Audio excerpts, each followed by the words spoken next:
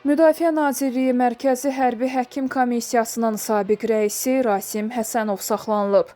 Rasim Həsənov korrupsiya cinayətlərində ittiham olunur. Hazırda sərəncamda olan Tibb Xidməti mayoru Baş prokuror yanında Korrupsiyaya qarşı mübarizə baş idarəsi tərəfindən tutulub. Ona Cinayət Məcəlləsinin müvafiq maddələri ilə ittiham verilib. Şuşa şəhərinin ən yaşlı sakini vəfat edib. Bu barədə Şuşada yaşayan yazıçı jurnalist Kərim Kərimli məlumat verib.